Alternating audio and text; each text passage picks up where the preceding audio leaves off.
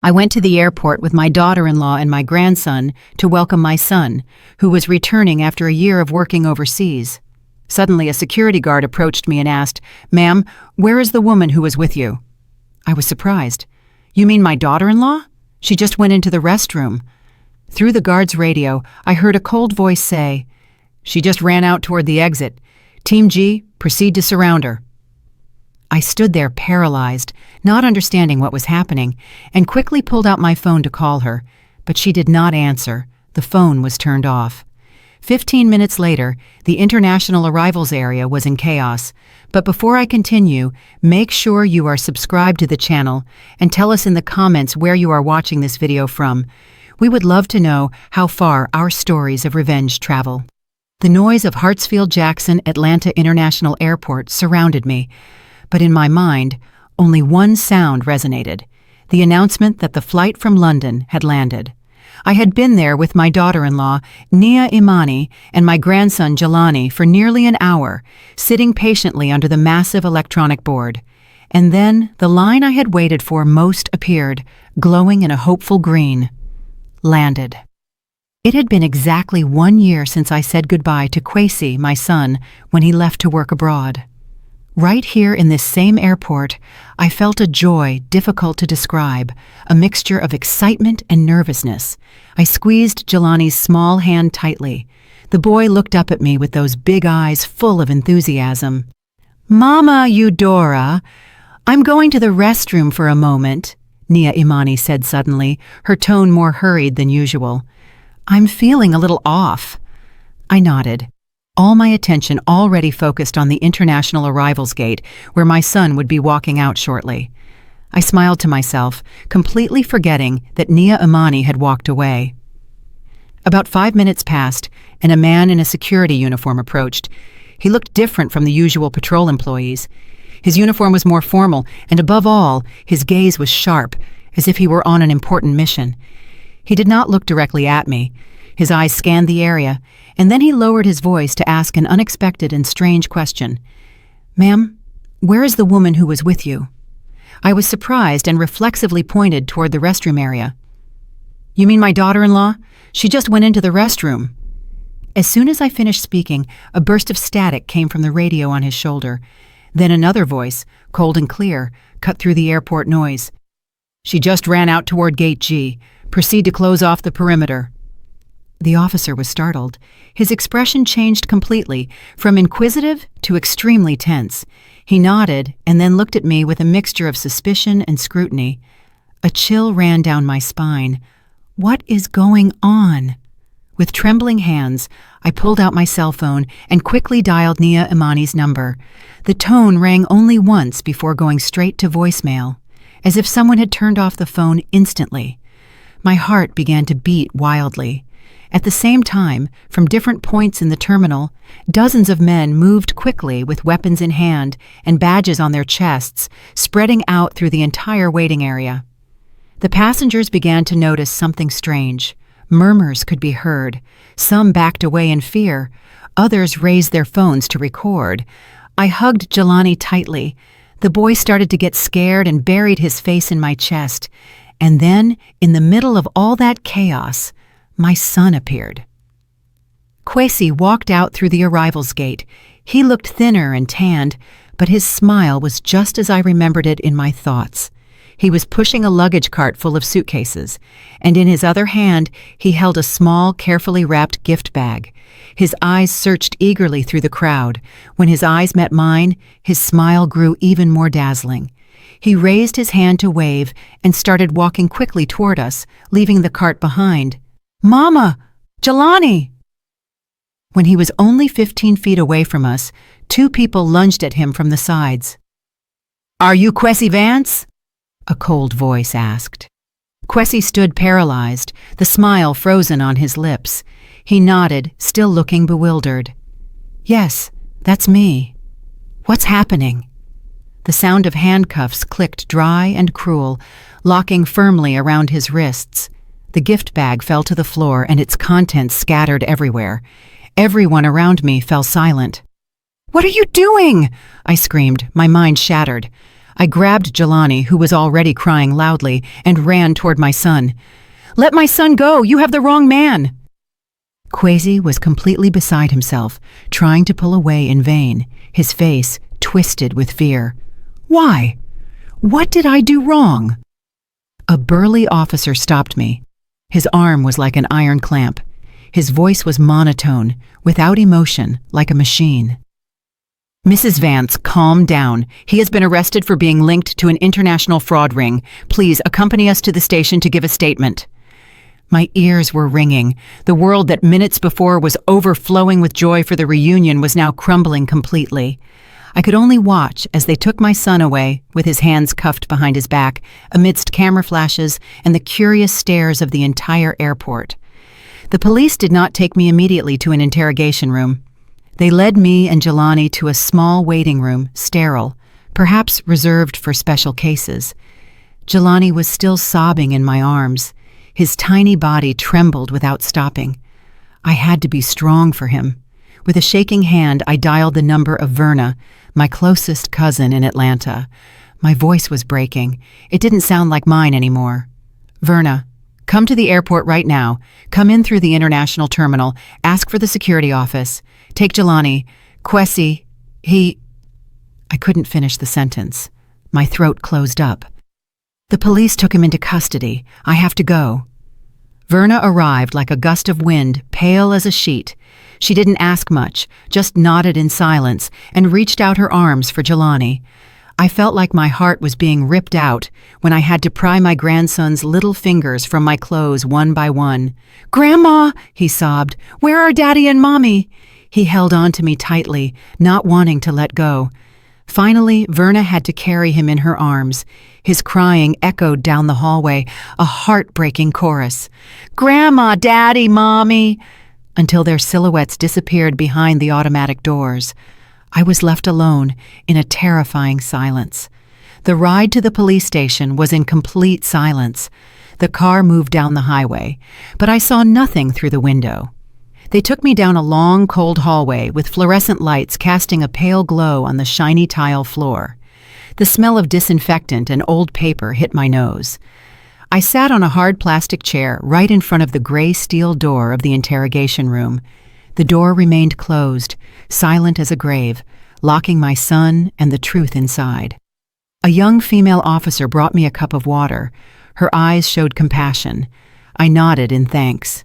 My frozen hand grabbed the plastic cup, but I couldn't drink. My throat was dry. Yes, but it wasn't a thirst for water. It was a thirst for the truth. To keep from going crazy while I waited, to prevent the worst images from invading my mind, I forced myself to think, to reconstruct everything from the beginning. I am Eudora Vance, a retired literature teacher. My husband passed away 10 years ago.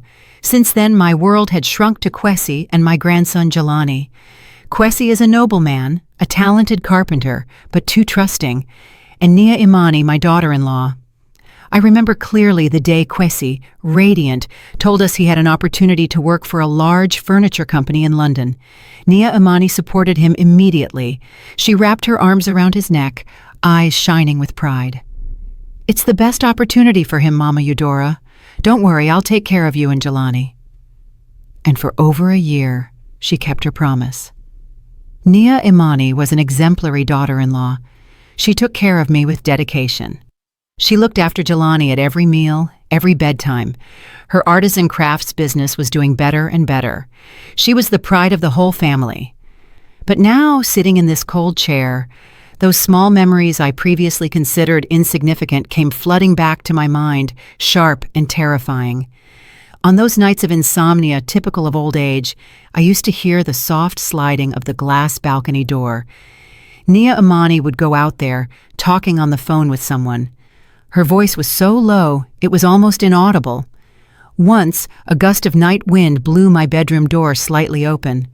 I managed to hear a few stray words that didn't sound at all like craft business topics. Package, clean. At that moment I dismissed it. thinking they were business terms I didn't understand.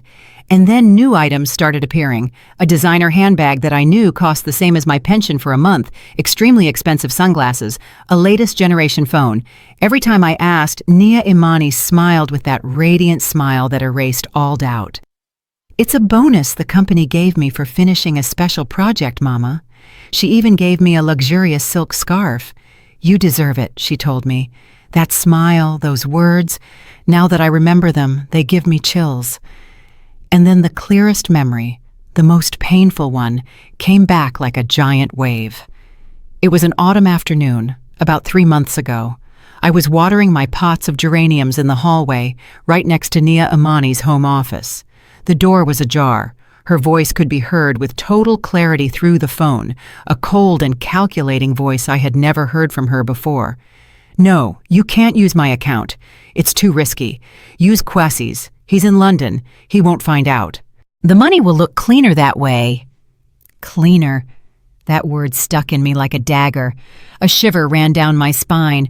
My hand trembled and almost dropped the watering can. I was about to knock on the door, enter, and demand an explanation, but my usual cowardice stopped me. I told myself, surely it's something about work, taxes, or something like that. I'm old. I don't understand these things. I shouldn't be suspicious without reason. I don't want her to get upset and break the harmony in the family. I walked away in silence, pretending I hadn't heard anything. I sat up abruptly in the plastic chair. The tick-tock of the hallway clock sounded constant, relentless. The interrogation room door was still closed.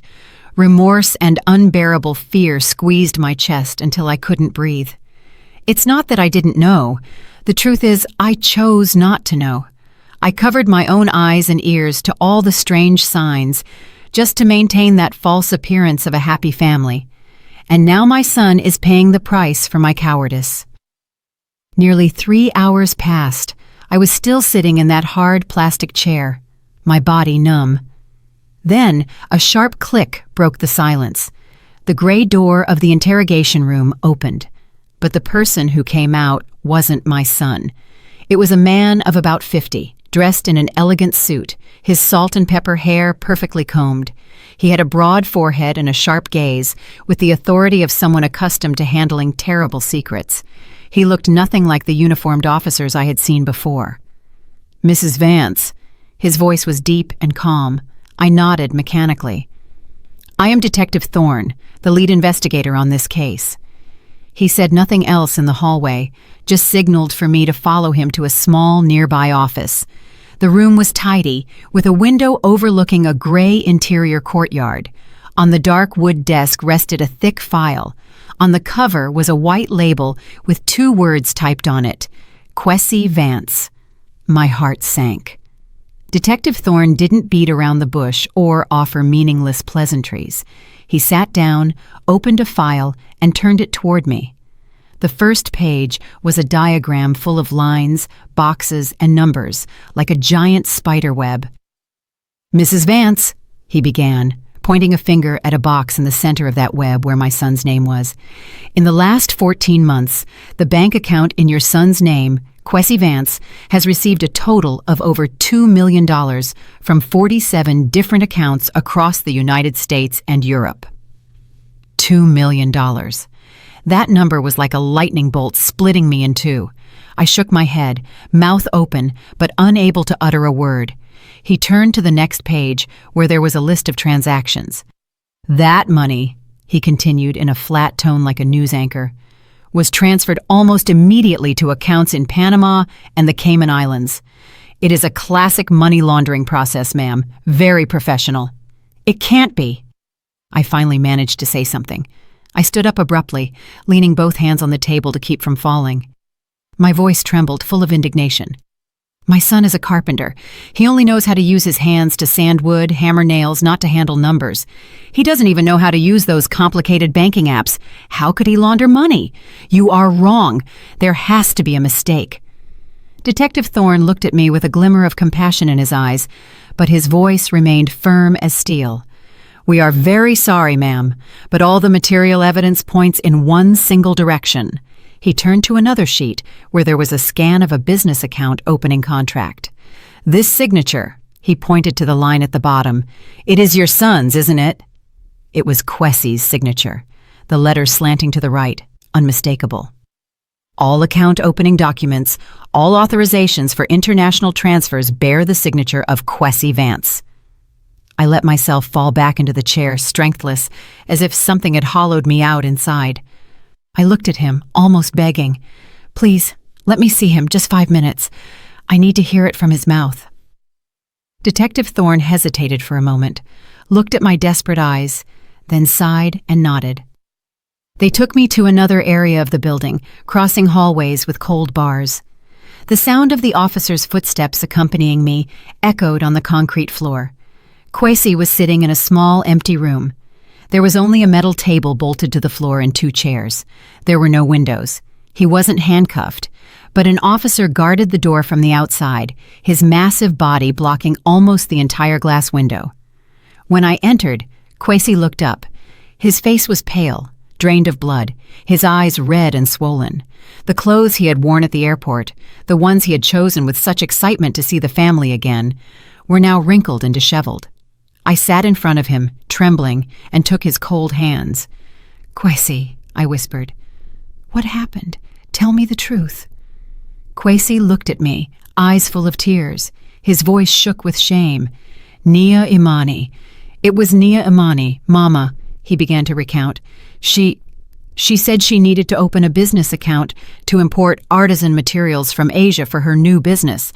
I didn't understand any of that." He took a deep breath, trying to calm down. "The day before I flew to London, she met me at a coffee shop. She handed me a bunch of papers and rushed me. 'Sign quickly, baby. The lawyer's waiting. It has to be ready today so the merchandise arrives on time.'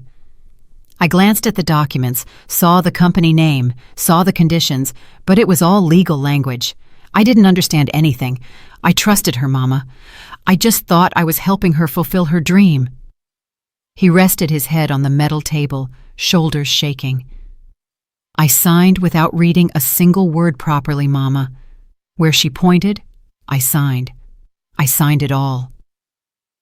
A cruel and painful truth revealed itself, clear as day. My son, out of love and blind trust, became the scapegoat in the hands of his own wife. Just at that moment, the room door burst open. Detective Thorne entered with an expressionless face. "Time's up, ma'am." He glanced at Kwesi, who was slumped over, and then looked at me. His eyes now had a colder glint. "We just received an update. The woman who accompanied you at the airport, Nia Imani Vance, has been confirmed as the lead operator of this ring in the southeast region. She had her escape planned since before she detected our presence." He paused as if he wanted every word to stick in my mind, and delivered the final sentence, the one that destroyed whatever hope, however minimal, remained. "All transactions, all illicit money passed through accounts in your son's name. With the intellectual author legally a fugitive, Kwesi Vance will be processed for money laundering and for being an accomplice in an international fraud ring." A scapegoat. My son was the perfect scapegoat. An officer entered from outside and gently helped Kwesi stand up. My son didn't resist. He walked like a soulless shadow, stumbling. Upon reaching the door, he turned and looked at me one last time. In his eyes there was no anger, only absolute despair. I left the police station when the sky was already beginning to darken. The world continued its course. Cars rushed by, people walked as always, but my world had shattered into pieces. The first thing I did the next morning was look for a lawyer. It was my only hope at that moment. I went to the office of Mr. Sterling, a middle-aged attorney known for his good heart, recommended by an old friend. He received me in a cozy office with wooden shelves reaching the ceiling. He listened to my story with patience, even nodding occasionally with a sympathetic expression. But when I handed him the summary of charges that Detective Thorne had allowed me to photocopy, his kind smile faded. He read it over and over, frowned, and leaned back in his chair, interlacing his hands. "Mrs. Vance," he said politely, but with distance, I am very sorry for what your family is going through, but this case is too complicated, and the evidence is too overwhelming. Your son's signature is everywhere. Defending him will be virtually impossible." He declined taking the case with kindness, claiming he already had too many pending cases. I left his office feeling like I had been doused with a bucket of ice water, but I didn't give up. I visited a second firm, then a third. The answers were similar. They looked at me with compassion and shook their heads upon seeing the thick file.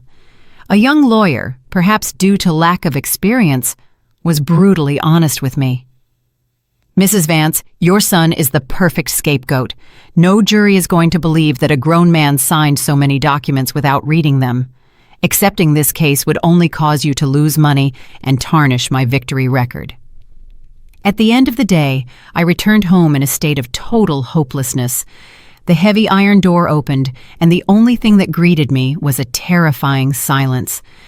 The house that Nia Imani and I had built together now felt strange and cold. On the coffee table in the living room, the cardboard sign that Jelani had been making with such effort the previous afternoon was still there. The scribbled phrase, "Welcome home, Daddy," was painted in bright colors like a bitter mockery of the tragedy that had just occurred. I let myself fall onto the sofa, staring at the list of law firms in my notebook, all now crossed out with furious ink strokes. Hope had been extinguished. Just at that moment, the doorbell rang. I didn't want to see anyone, but the bell kept ringing, insistent, determined. Reluctantly, I dragged myself to the door. Standing in front of it was a woman of about 40. She dressed simply, jeans and a shirt, her dark hair pulled back in a neat bun. But what caught my attention most were her eyes, sharp, intelligent eyes that conveyed unusual determination. "Mrs. Eudora Vance?"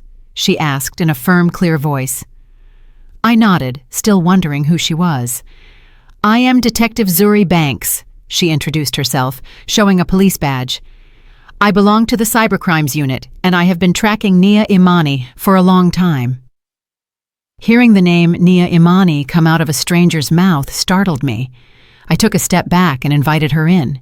We sat in the living room right next to that welcome sign that now seemed like a curse. Zuri didn't go straight to the point like Detective Thorne. She asked me about Kwesi, what he liked to eat, what his personality was like, how his carpentry work was going.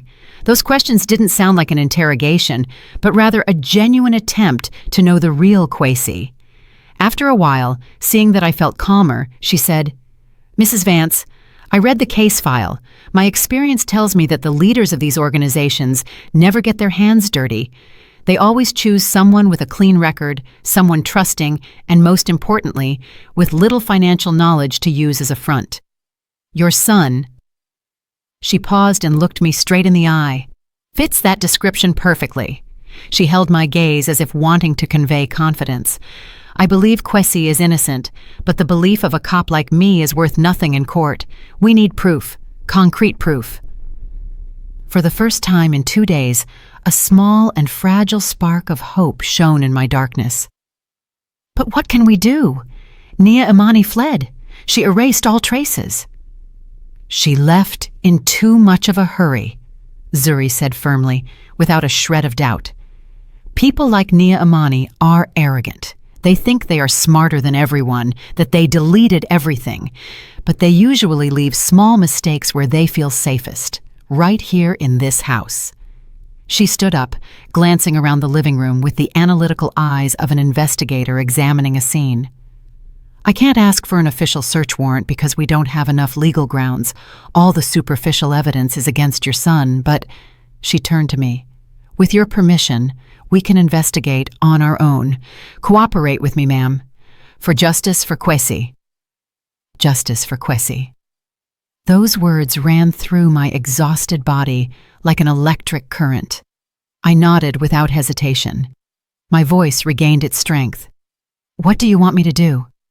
Zuri's gaze settled on the hallway leading to the bedrooms and the study at the back of the house.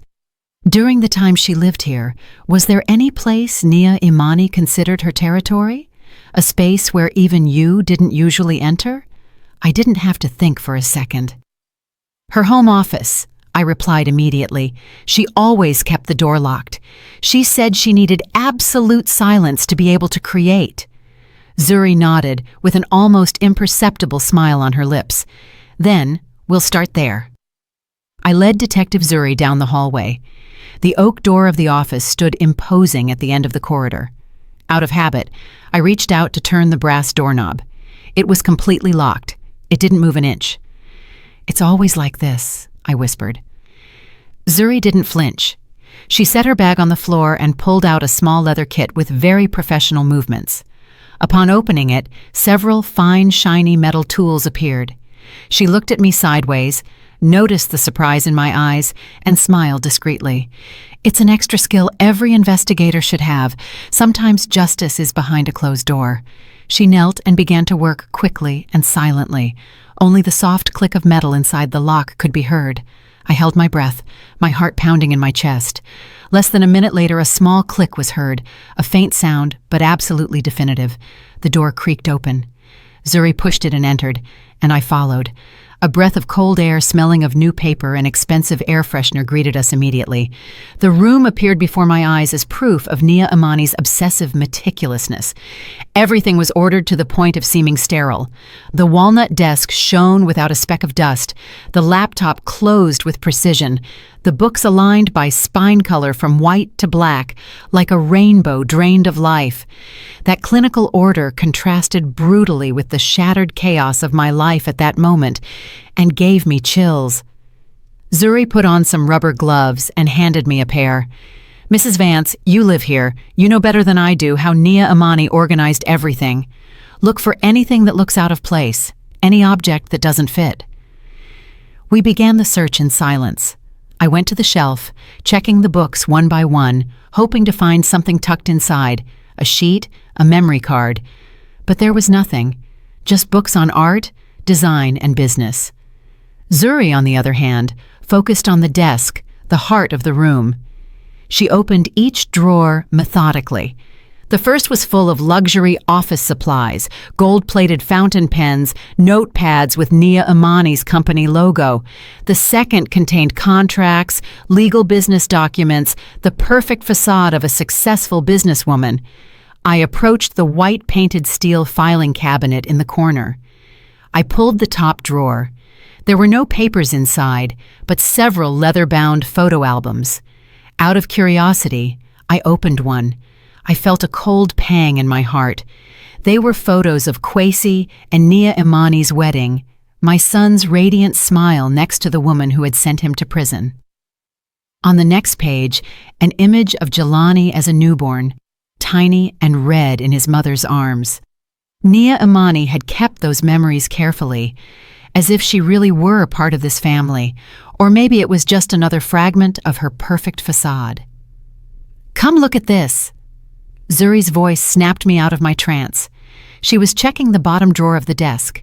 It was almost empty. It only had a few paper clips, but she wasn't looking at the contents. She was tapping the bottom of the drawer gently with her fingers. The sound was deeper and denser than in other parts. Something wasn't right. She pulled out a tool thin as a box cutter.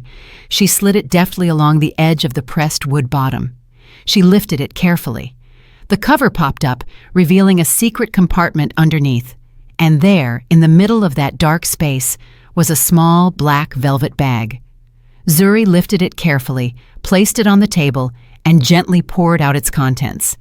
I felt my heart stop. Every object that came out under the light looked like a piece of a nightmare.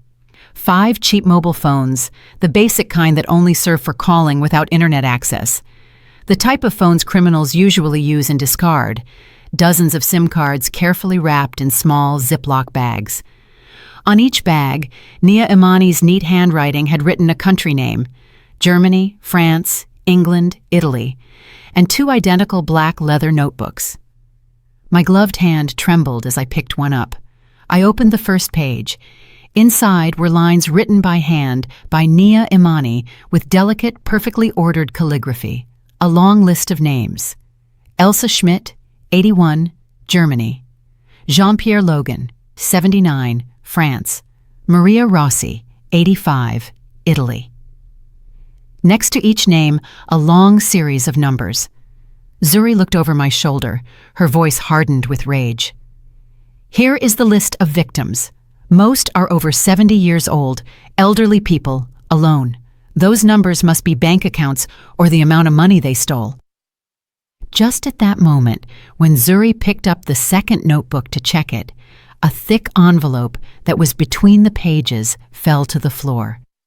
I bent down to pick it up. It wasn't sealed. I pulled out the stack of photos inside. They weren't family photos. They were images of Nia Imani in elegant clothes, sitting in five-star hotel meeting rooms next to very suspicious-looking foreign men. She was toasting, shaking hands, smiling with them. I flipped to a photo and froze. In it, Nia Imani was next to a tall man in a black suit with a long, ugly scar on his right cheek. That face, that scar, I remembered it well. I had seen him on the news a few months ago. He was an international fraudster wanted intensely by the FBI. Zuri took the photo from my trembling hand. She observed the face of the man with the scar carefully. Then she looked at the other photos. Her eyes shone with a cold, sharp spark. This doesn't just prove she's involved, she said in a grave tone. This proves that Nia Imani is not just any scammer. She is a key piece, someone with power within this organization. Detective Zuri carefully stored everything we found in a special sealed police bag. I have to take this to the lab immediately, she said with an urgent but controlled voice. My team will analyze the data from the phones and the SIMs. It will take a little time, but we will find something for sure. Stay here and act normally. Do not speak of this to anyone, not even your closest loved ones. Your safety is the most important thing. She left as quickly as she arrived, leaving me alone in Nia Imani's room. I stood there feeling both disgust and relief. Disgust for the double face of that daughter-in-law I once loved. Relief, because finally, after so much despair, we had something to hold on to, a weapon to fight with. I began to tidy up what we had disturbed, trying to return everything to its original place. I put the drawer bottom back. I aligned the books on the shelf. My hand passed over the expensive objects, the refined decorations, all bought with money ripped from the elderly. I felt nausea rise in my throat. After finishing, I went out to the front porch to breathe some fresh air, trying to shake off that false smell of the room. The evening light was soft, but not enough to warm the frozen soul I carried inside. Just at that moment, I saw Mrs. Opaline Chesterton, the neighbor who has lived next to my house for over 20 years, watering some pots of bougainvillea in front of her porch. Upon seeing me, she immediately put down the watering can. Her face showed concern. "Eudora, Lord have mercy, I finally found you. I heard. The neighbors won't stop talking. What happened to the boy? To Kwesi? This morning I saw a police car in front of your house." Seeing her kind face, full of goodness, and that sincere concern in her wrinkled eyes, the wall of emotions I had tried to build came crashing down. Tears burst forth, tears of helplessness and fear. I told her everything, that Kwesi had been arrested unjustly on absurd accusations. I only omitted the detail of Detective Zuri's secret investigation. Mrs. Opaline remained silent, listening attentively, while her thin hands patted my back softly to console me. When I finished speaking, she stayed thoughtful for a good while, staring into the void. Suddenly she grabbed my hand, pulled me closer, and lowered her voice as if fearing someone might hear us. "Eudora, listen to me. I have something to tell you. Maybe it will help." About 2 weeks ago, one night when I couldn't sleep, old age things, I went out to the porch to get some air. I saw Nia Imani, your daughter-in-law, standing by the gate, talking to a strange man. He was tall, and I remember very well. He had a long scar on his cheek. My heart began to pound in my chest. The man with the scar from the photo. Mrs. Opaline continued recalling. They were speaking in low voices, but since it was early morning and everything was silent, I managed to hear a few words. I saw Nia Imani hand him a thick envelope and tell him, "The package for Frankfurt."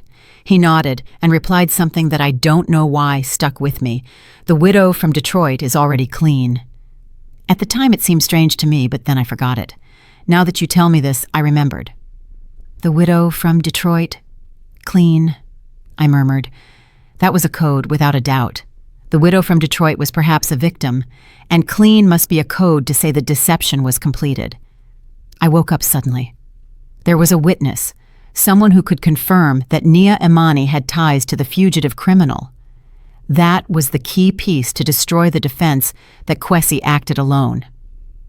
Mrs. Opaline, I squeezed her hand tight.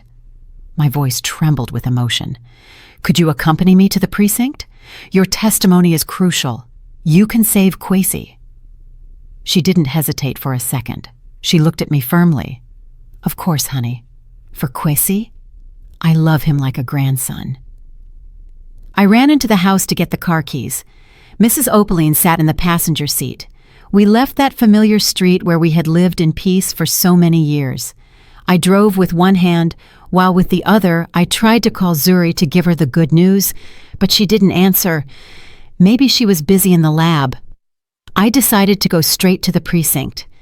When we took the main avenue, a white truck with no logo or sign appeared suddenly from a side street. It shot out like a wild beast, its lights aimed straight at my eyes. A blinding glare left me completely in the dark. I only managed to hear the tearing scream of Mrs. Opaline next to me and the horrific sound of metal colliding. Then everything turned to darkness. A strong smell of disinfectant invaded my nose, pungent and unpleasant. I tried to open my eyes. My head hurts as if it were being split with a hammer. The white hospital light hurts my eyes. I am lying in a bed with an IV in my arm. Zuri is standing next to me. Her face is tight as a rope. She no longer has that usual calm. Her normal clothes were replaced by her police uniform. "You're awake," she said in a grave voice. "You only suffered a mild concussion and some bruises." "Will Mrs. Opaline be okay?" I asked with a dry throat. Every word hurt coming out. Zuri remained silent for a second that felt like a century. She avoided looking me in the eyes. "The woman who was with you did not survive. We are very sorry. The truck fled the scene. We are looking for it." My world collapsed again. I burst into tears. Hot tears ran down my cheeks. Tears of fear, of pain for losing such a good neighbor, and of unbearable rage. Between sobs, I told Zuri what Mrs. Opaline had told me about the man with the scar, about the package, and the widow from Detroit. Zuri put a firm hand on my shoulder, giving me strength with that simple gesture. "Mrs. Vance, do you understand now? They don't just scam. They are willing to kill to silence those who know too much. This fight is no longer just for your son." At that moment, I knew she was right. The fear I felt turned into hate. I wasn't going to give up. I was going to fight for Kwesi and for Mrs. Opaline, the brave neighbor who paid too high a price for telling the truth. The next 2 days in the hospital felt like 2 years. The physical pain from the bruises and constant dizziness didn't compare to the mental torment. Zuri came often, not only to update me on the investigation, but also to ensure my protection. There was always a plainclothes officer at the door of my room, watching day and night. His silent presence made me feel safe, but also reminded me that danger was very close. In moments alone, guilt drowned me. If I hadn't taken Mrs. Opaline in the car, if we had been more careful, if I had called a taxi instead of driving myself, thousands of ifs swirled in my head. On one of her visits, seeing me sitting unresponsive, Zuri put her hand on my shoulder and told me firmly, "Mrs. Vance, don't blame yourself anymore. They were already after her. Maybe they saw her talking to you. Maybe they were already watching the house. Sooner or later, they were going to act. The fault isn't yours. The fault belongs to those bastards." Mrs. Opaline's funeral was held while I was still in the hospital. Her son, a middle-aged man living in another city, called me on the phone. He didn't reproach me for anything. He only thanked me for being with his mother in her last moments. I asked Verna to order a large wreath of flowers. On the black ribbon, I wrote with my own hand, "For a brave neighbor, justice will be done." It wasn't just a promise to Mrs. Opaline, it was an oath to myself. The day I was discharged, it was Zuri herself who came to pick me up in her car. On the way home, while the car moved through streets I knew so well, she gave me the first piece of good news. "We found the truck," she said, staring at the road. The driver rented it with fake documents, but he made a stupid mistake. He paid for the rental with a credit card. Even though that card was also fake, created with stolen information, the transaction left a digital trail that my team couldn't ignore. Zuri explained that the cybercrimes investigation team she leads had followed that trail to a seedy internet cafe in a working-class area on the outskirts of Atlanta. Thanks to the security cameras there, they managed to get a clear image of the suspect at the exact moment he was making the online transaction. And that face, Zuri said, with a tone of satisfaction impossible to hide, matches perfectly with a profile in the FBI database. His real name is Darius Scar Mitchell. He's a thug serving criminal organizations with a record for assault and extortion. And do you know what else? His most distinctive feature is a long scar on his right cheek. Only a few hours after confirming his identity, the police raided a cheap motel where Darius was hiding. He offered no resistance, as if he already knew that day was coming. Zuri took me back home, made sure everything was in order, and then went back to the precinct to participate directly in the interrogation. That same night she called me to tell me what happened. At first he was like a stone, Zuri recounted. He repeated the same phrase over and over again. It was a traffic accident. I got scared and ran. He insisted he didn't know who Nia Imani was and had no connection to any criminal ring. He played the role of a scared truck driver perfectly. They interrogated him for 24 hours straight. The most experienced investigators took turns interrogating him using all kinds of tactics, from the hardest to the softest, but they couldn't get anything out of him. Finally, I decided to try something different, Zuri said, in a more serious tone. I didn't enter the room as a police inspector anymore. I entered with some photos. She had printed in color the photos of the victims she found in Nia Imani's notebook. Elderly, kind people, smiling with their grandchildren in family photos. She placed them on the metal table, right in front of Darius. She began to speak in a quiet voice, but with words sharp as knives. This is Mrs. Schmidt, 82 years old, from Berlin. All her retirement money disappeared. She had to sell the house where she lived her whole life and move to a state nursing home. She pushed another photo. This is Mr. Dubois, 78 years old, from France. He was a widower. After realizing he had given all his assets to scammers, he took his own life. Widower. Clean, I whispered on the phone. Mrs. Opaline's words. Zuri continued. She placed a portrait photo of Mrs. Opaline on top. And this is Mrs. Opaline Chesterton, 65 years old, a kind neighbor. You killed her just for accidentally hearing a conversation she shouldn't have heard. She had 3 grandchildren waiting for her at home. Finally, Zuri looked him straight in the eyes with an icy voice. If you cooperate and give up the mastermind, you will only face charges for vehicular manslaughter and could access a sentence reduction under the law.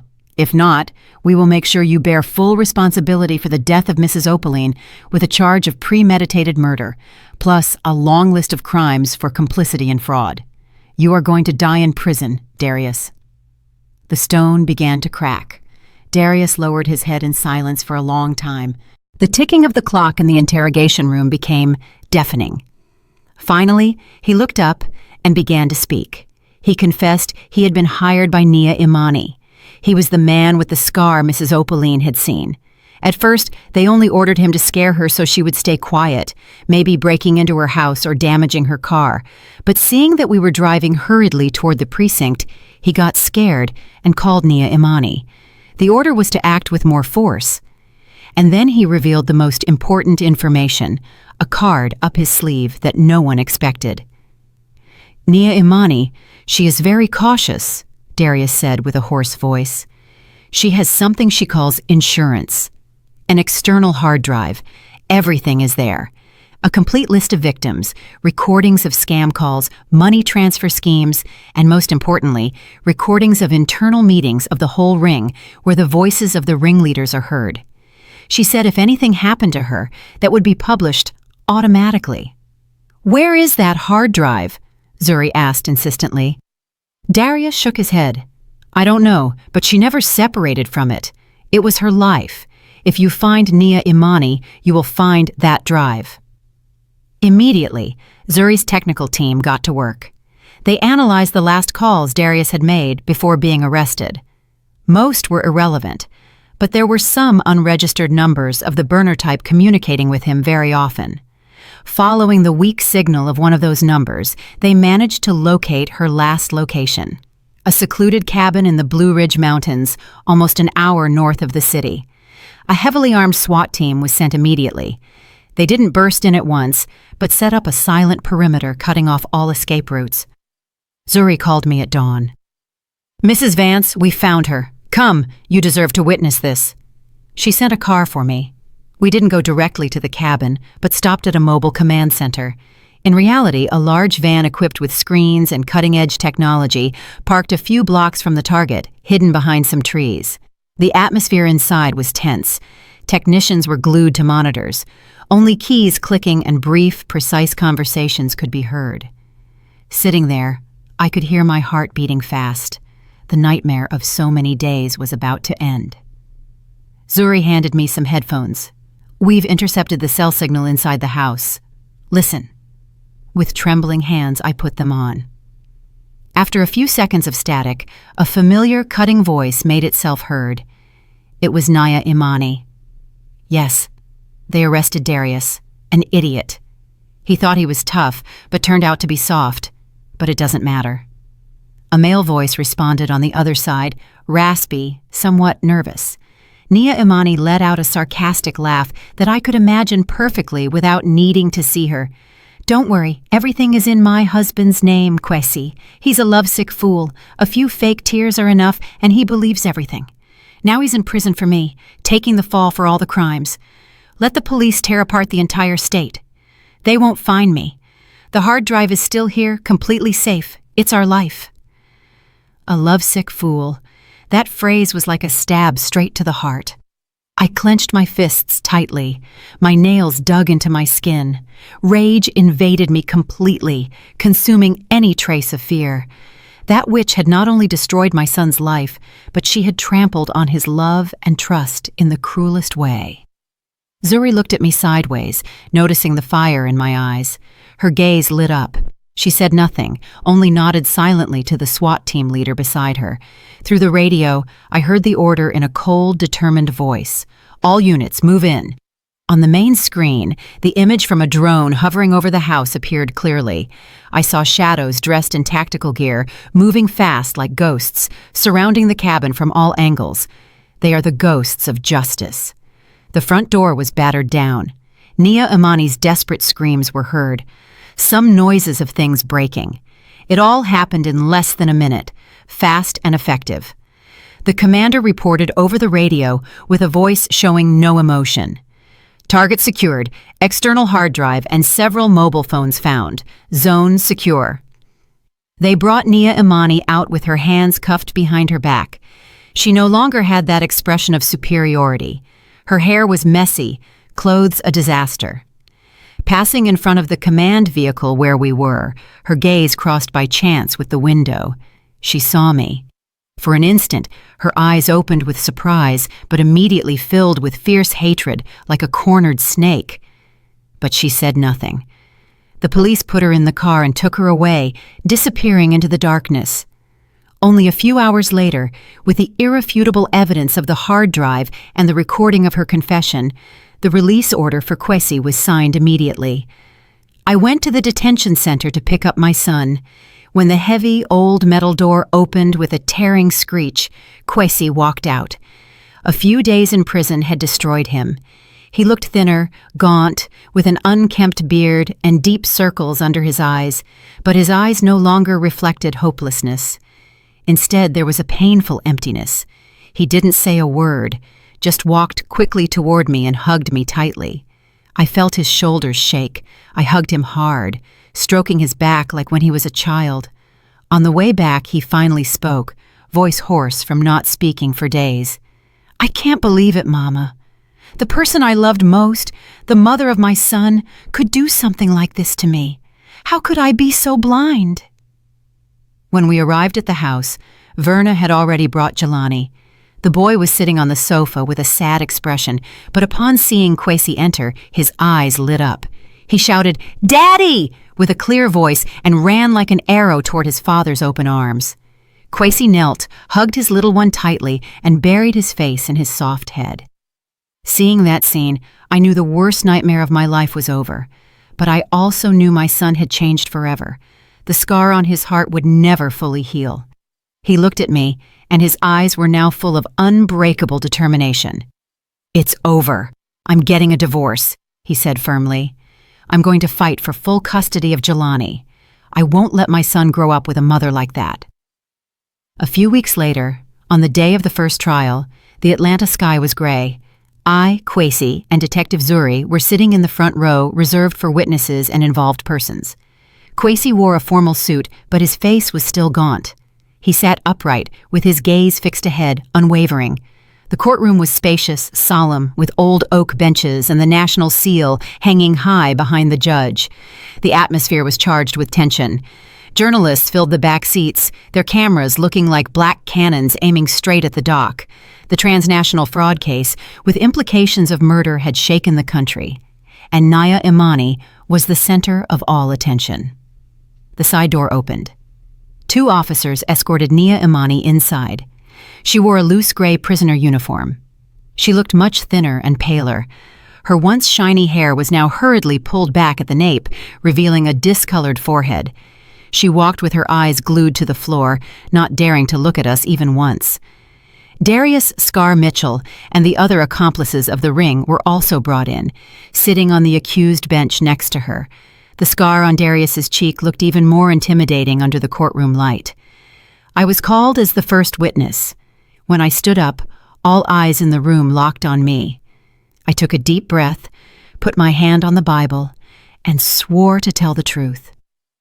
The prosecutor, a middle-aged man with a firm, cutting voice, began to ask me about daily life with Nia Imani, about the suspicious signs that in my naivety I overlooked. I told everything, from the secret calls at night, the overly expensive luxury items, to that fatal phrase about using Kwesi's account so the money would look cleaner. When I recounted in detail how, together with Detective Zuri, we discovered the small black velvet bag in the secret drawer and the notebooks with the names of the elderly victims, the room fell completely silent. I could feel the indignation spreading in the air. Nia Imani's defense attorney, a sly type, tried to insinuate that I was prejudiced against my daughter-in-law to diminish the value of my testimony. "Mrs. Vance," he asked in a suggestive tone, "isn't it true that you never really accepted your daughter-in-law, a young, successful, independent woman, and that this testimony is nothing more than an exaggerated interpretation of a mother who wants to protect her son at all costs?"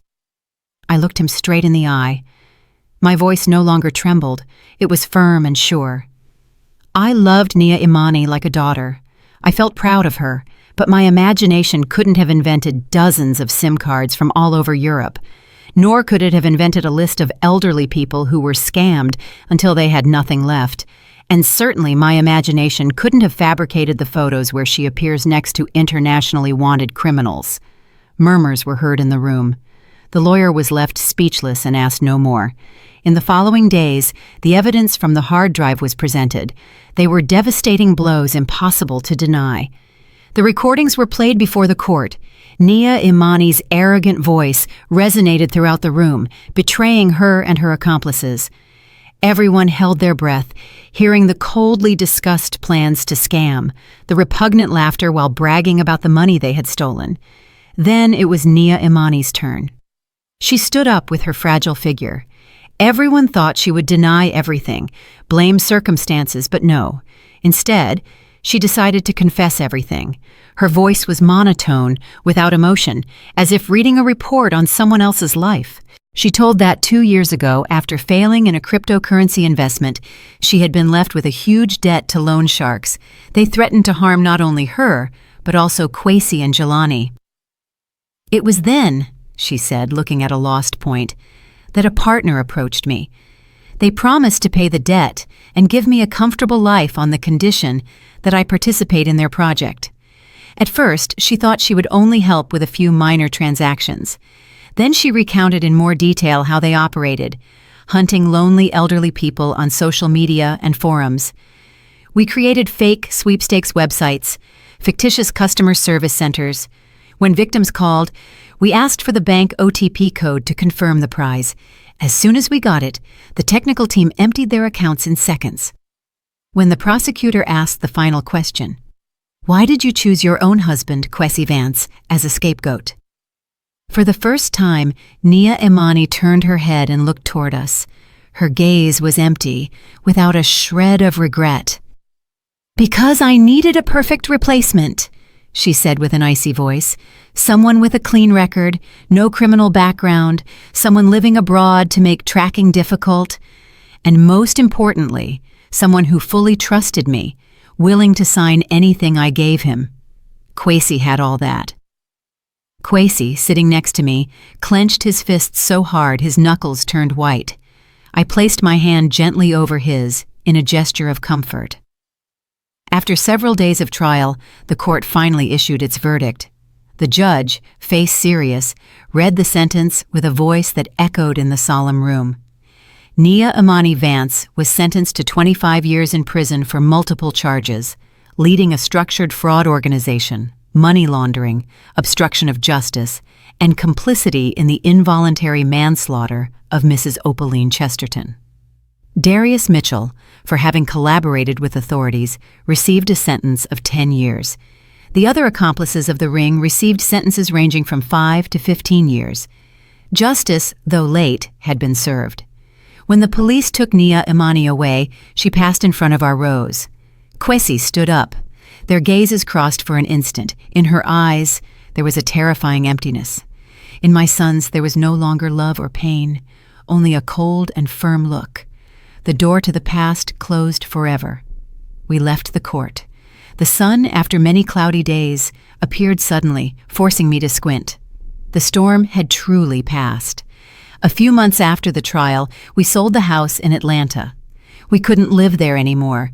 Every corner, every object was impregnated with memories, both of a false happiness and a real pain. Nia Imani's office was like a scar in the house, and the living room reminded me of the day they arrested Kwesi. That house had died for us.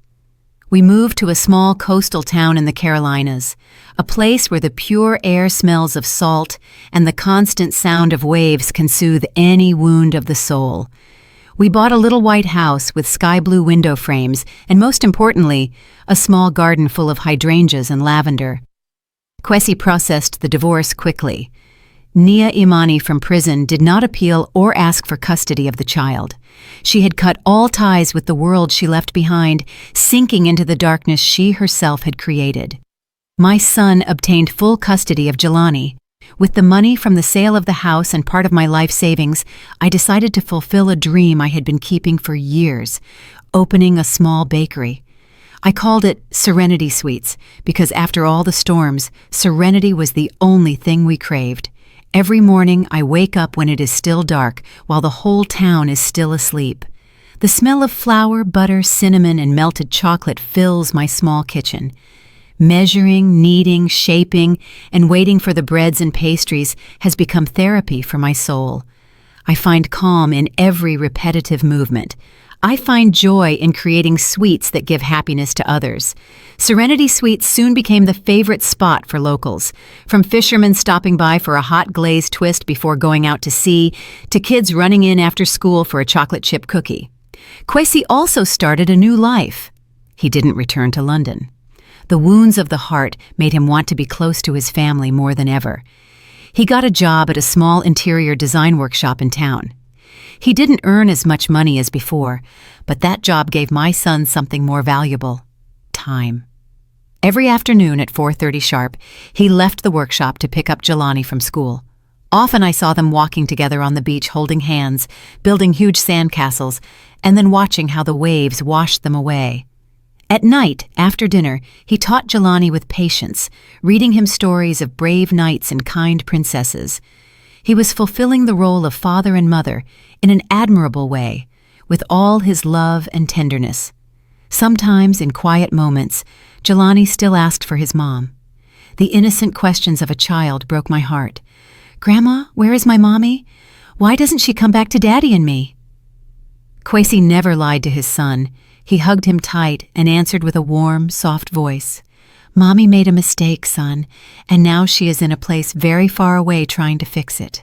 But never forget, she loves you very much. One Sunday, while I was placing some freshly baked sweet potato pies on the shelf, a family car pulled up in front of the bakery. Zuri stepped out of the vehicle. She wasn't wearing a police uniform anymore, just a simple floral dress. She looked relaxed and happy. "Captain Banks?" I smiled with joy and ran to hug her. After solving such an important case, she had been promoted. She brought a beautiful model of a pirate ship as a gift for Jelani. We sat in the small garden behind the bakery, under a pergola covered in flowering vines, drinking coffee and eating pastries fresh from the oven. The press had called her a heroine, but when I mentioned it, Zuri just shook her head.